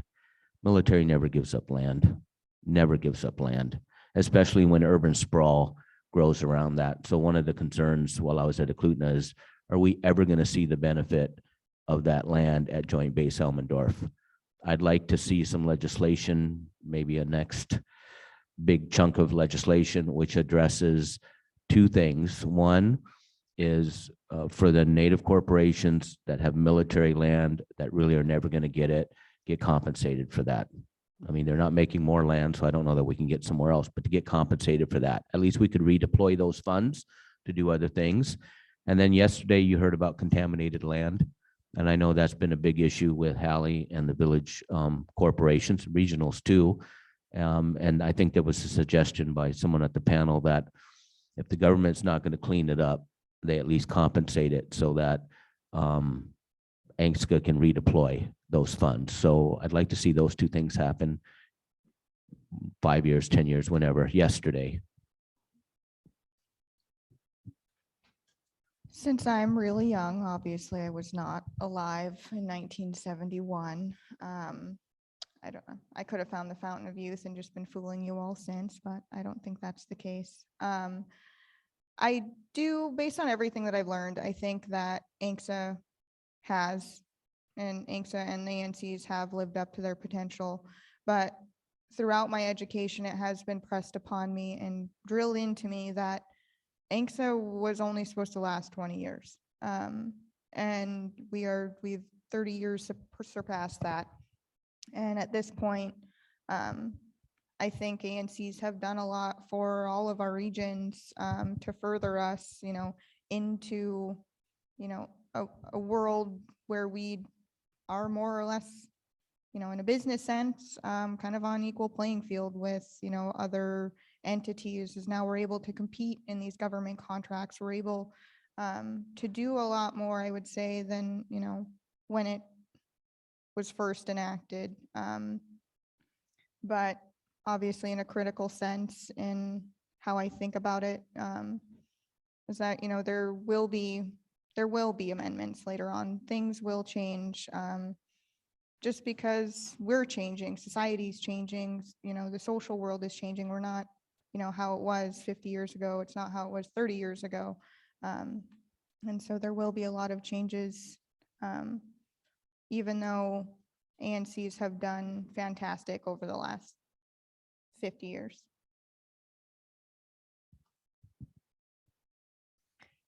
Well, very thoughtful questions. And we heard some interesting tax references yesterday and different opportunities.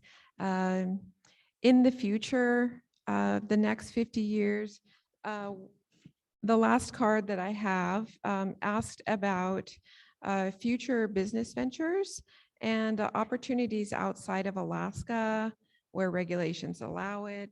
But it does relate to the next 50 years and of investment, of wealth management, of really empowering. I heard today that Kaquatosh has invested in language revitalization. We have the Decade of the Indigenous Language happening right now. In my community, we have 2 speakers left. In another community in our region, we only have 3 speakers. So we're at a critical point. And like for business ventures, but also foundational endowment type opportunities, would you guys like to speak about the potential for the next 50 years? Yeah, I think it's an exciting time for a lot of ANCs that this last 50 years, and especially like the last decade, a number of the ANCs have really gotten their feet under them and had extraordinary success. And this is an inflection point in transition to sort of that next level of being a big sophisticated company. And how do we do that? And what does that take for our human leadership and our systems as we learn to be, the equivalent of, call it a Fortune 500 company. We're on the cusp of that with some of the regional ANCs, and it requires a change in mindset about how do we lead and manage an institution that is that large. And what does that mean, and what do we have to do to get there? And then the sort of the exciting benefit of that is that all of a sudden our shareholders, our Alaska Native people, are shareholders in large successful companies, and we can afford to invest in language revitalization and in region development and rural economic development, and a lot of the shareholder and place-based things that are the passion of our boards and our leadership. And so I think the next 50 years are probably more exciting than the last 50 years because of that foundation that was built by our ancestors and our elders.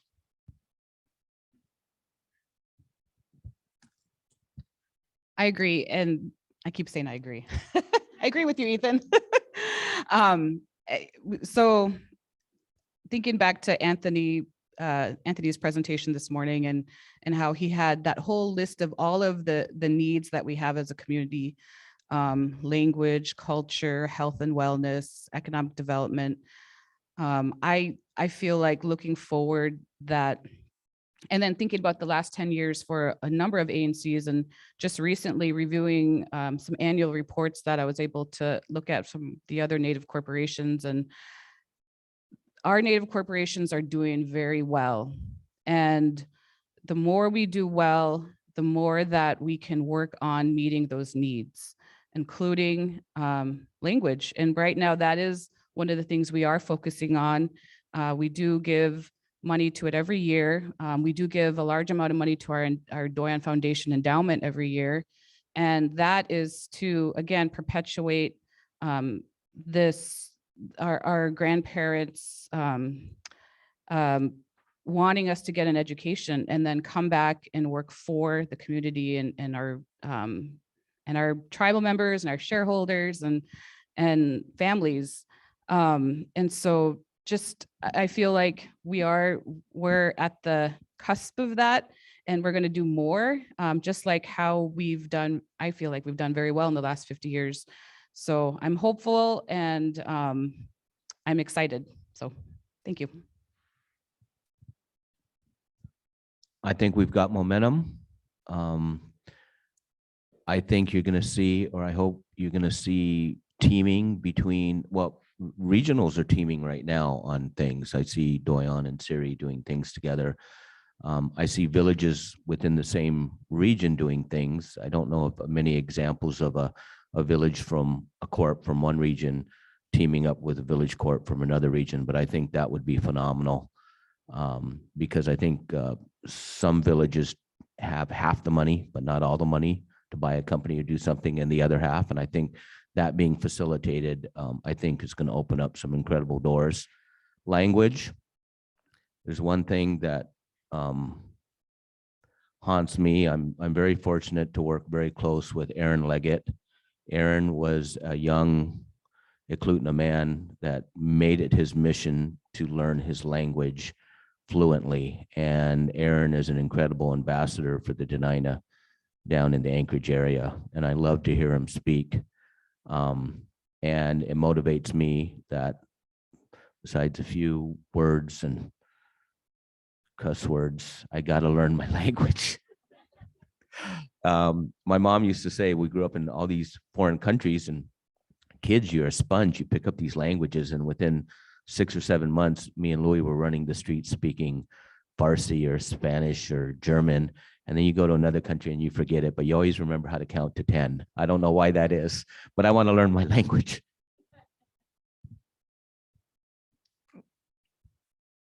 Yeah, language learning. I've been fortunate enough to be able to participate in our own revitalization efforts.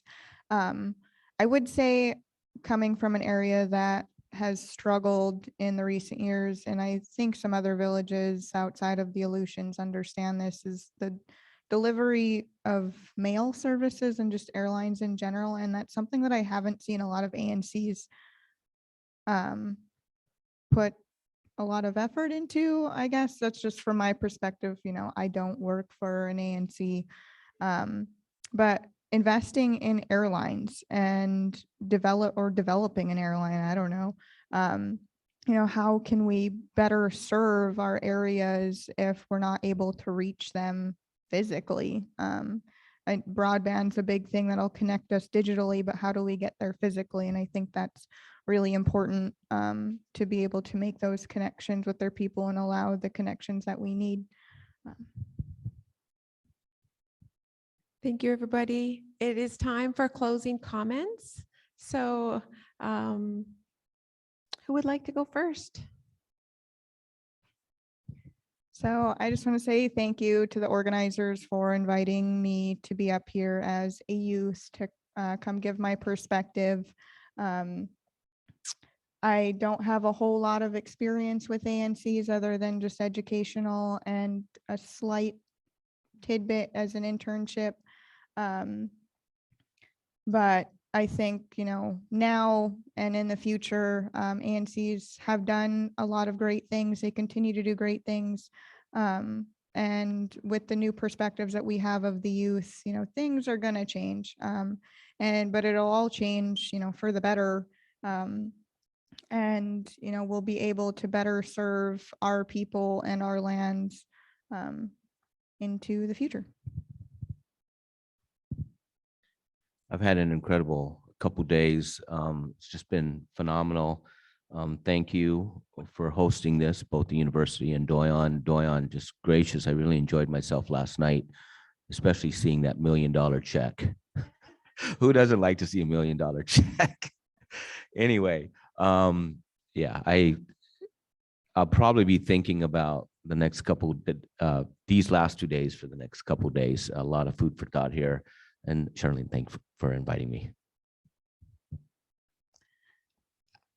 Yes. So I agree that the last few days, and I feel lucky to have been part of the last panel, because we've really built upon the previous conversations and all the different knowledge that was brought in the throughout the panels in the last 24 hours or so. I too will be thinking about this for a while, and I think we've brought a lot of food for thought in terms of ANCSA and where we're going and how we could better use these tools and work together. And the other thing, let's see, what else I have on here. The one thing that I thought about yesterday too was when I spoke to one of our board members, and I was telling her I was going to fill in on this panel, and she reminded me that in the early 80s that she had got her degree, and at the time there weren't a lot of people in our community getting their degrees. It was uncommon, and now 40 years later, look at us, right? And Kim Reitmeyer this morning said that ANCs have given out 58,000 scholarships for $119 million. And that to me shows how far we've come in terms of 50 years, because really the two main things that make up our culture is our people, right? And our land. And so when we invest in our people, just think 50 years from now, what that 119 million will turn into, how we'll bring value back to our communities. And so we're investing in that now, and it's just been great to be a part of all of this and seeing people sit here all day listening and participating on these panels. So again, I appreciate everyone. Thank you. I really appreciate University of Alaska Fairbanks and Doyon for conceiving this program and hosting it here in the center of Alaska, the most important region, except for maybe Bristol Bay, where I work now. In all seriousness, I do really appreciate the effort and the celebration of 50 years of ANCSA and what is meant, and providing a forum to here this afternoon to look forward to the next 50 years. I do think it's as exciting or more exciting, despite all the challenges that we will face as Alaska Native people and institutions. And I'm very optimistic about our future and happy to participate in it.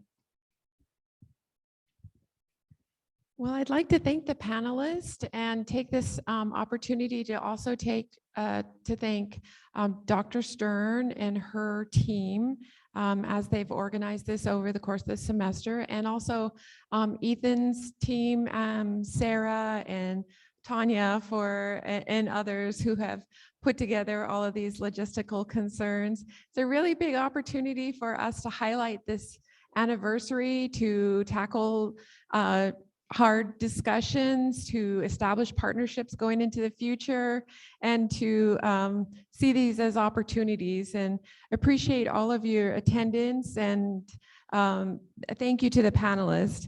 I'm going to ask a particular individual if they would mind coming and making a formal statement, and that is Jerry Isaac. We haven't heard from an elder today, and I really would like to, if he would come to the mic and say a few words for us.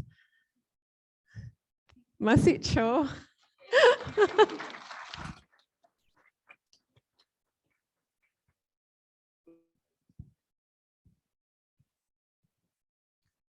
Thank you, Jerry.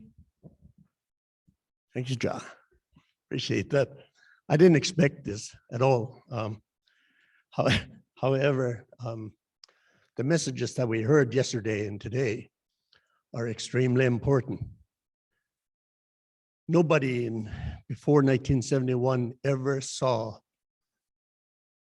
what would become the result of an act that nobody really understood. We hear a bunch of coined words like real estate settlement. ANCSA was intended to fail the Alaska Native people. That's what it was intended to do. It was designed by Ivy League college minds, non-Native.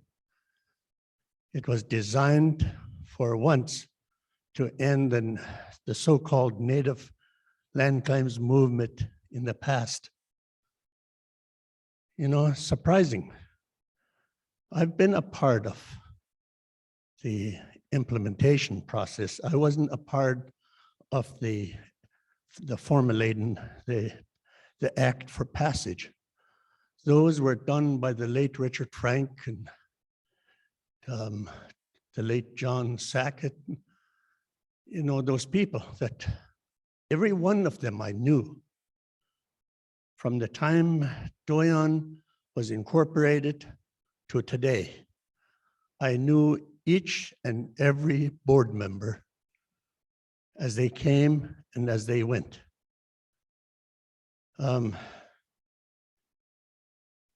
Nobody believed that we could handle this. My dad, my father, he was a real Indian man. He didn't speak English very well. He'll make you laugh if you hear him speak English. However, he was a thinking, visioning man. He always told me, you push your people so that they can walk together forward. Nis'al. Kaquatosh dialect, nis'al means together. The various forms that we have out there that we deal with, we create conflicts for one another. Sometimes we step on each other's toes. I've seen, real red-blooded hatred by our own people. I guess it was those experiences that we had to live through in order to make a reality out of the Alaska Native Claims Settlement Act. We had to do that. The painful reaction to one another, the painful way we say things to one another. It had to happen because of the strange thing that they called Alaska Native Claims Settlement Act was dumped on our lap. No training, no thought. You can't be something if it was not a part of your life. Every Alaska Native in 1971, there were stewards of the land, there were subsistence hunters, gatherers, but the bottom line, they didn't know what corporations are. In 1971, that was the realistic vision that they had to deal with. But 50 years later,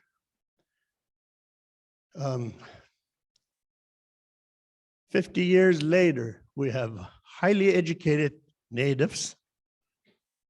I'm so proud of them, I was a renegade myself when I was that age. And I never went to school. I mean, I did, but I failed, I dropped out, and never wanted to go back to the University of Alaska ever again. To this day, I still have. But 50 years later, Alaska Native corporations, regionals especially, are pushing, probably, my own estimation is about $10 trillion in value.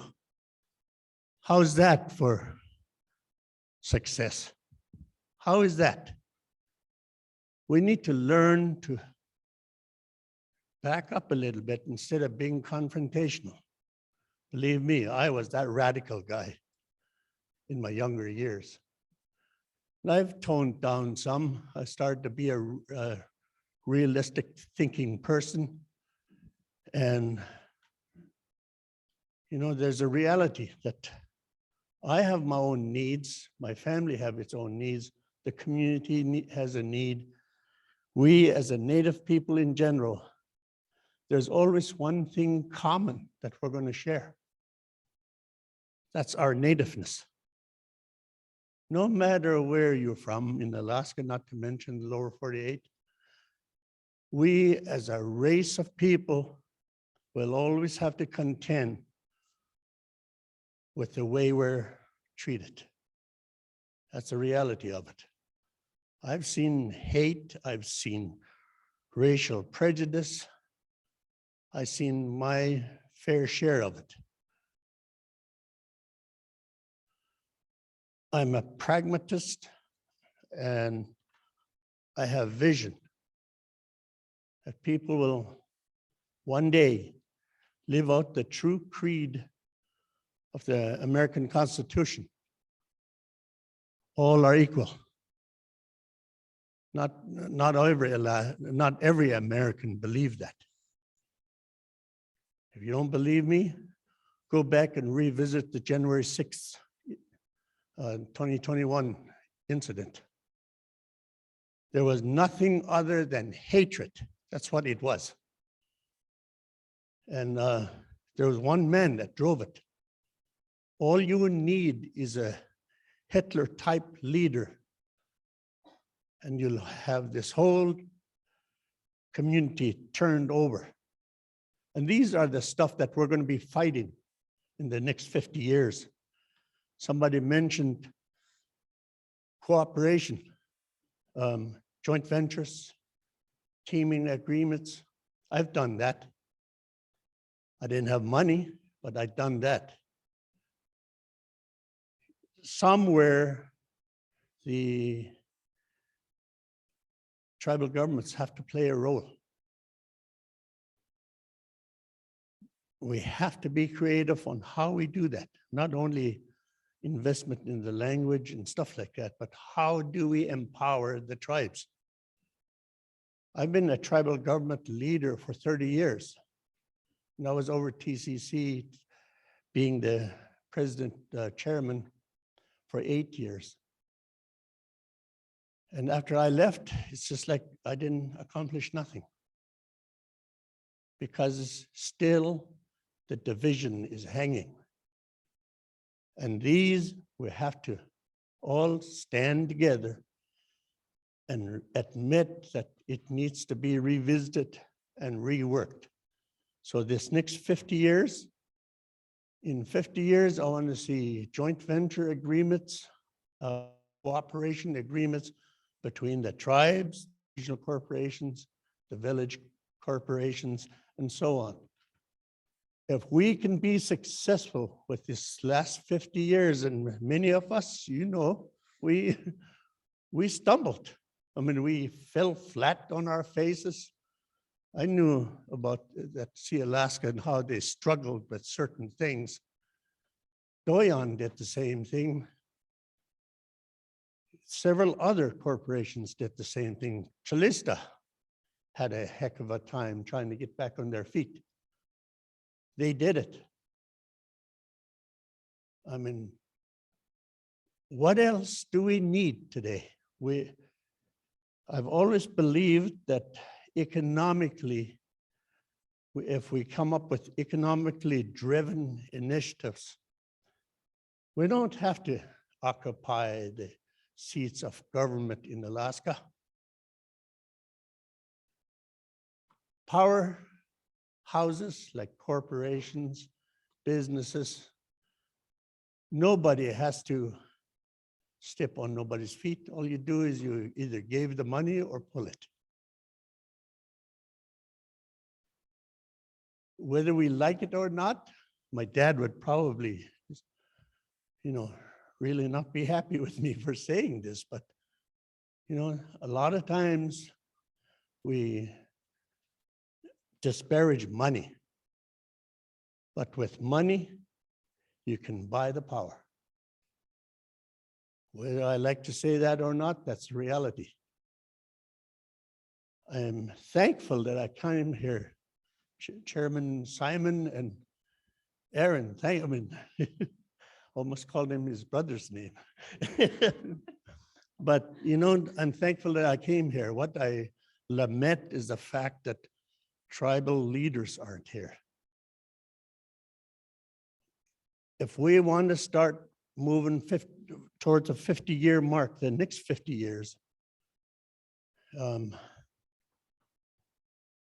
we need to do it like one of the speakers mentioned yesterday, in lockstep.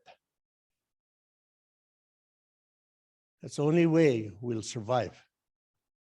We have what it takes in a free enterprise system.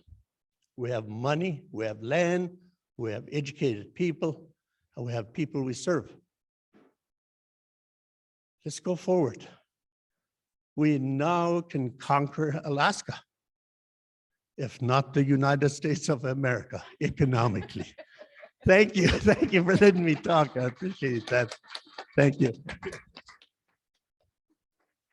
I think Cheyenne has something to say. And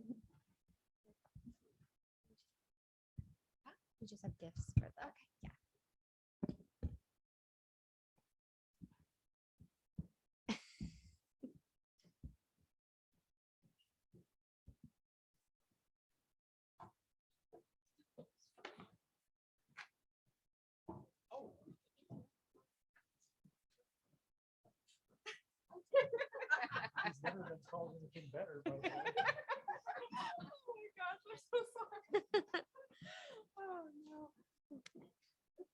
Thank you. Let's give our panelists a warm thank you.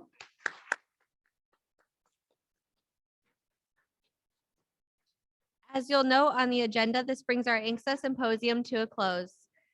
I would like to thank the ASL interpreters and transcribers, Carrie, Karen, Nick, and Melissa, as well as all of our moderators and panelists for this event. As we close, I would like to give a special acknowledgement to our event planning committee. From UAF, we'd like to thank Dr. Charleen Stern, Izzy Martinez, Maggie King, Sheena Tanner, Professor Tia Tidwell, and Debbie Mikiona. From Doyon, we'd like to thank Sarah Obed, Tanya Kakatosh, and Rihanna Moses. Thank you.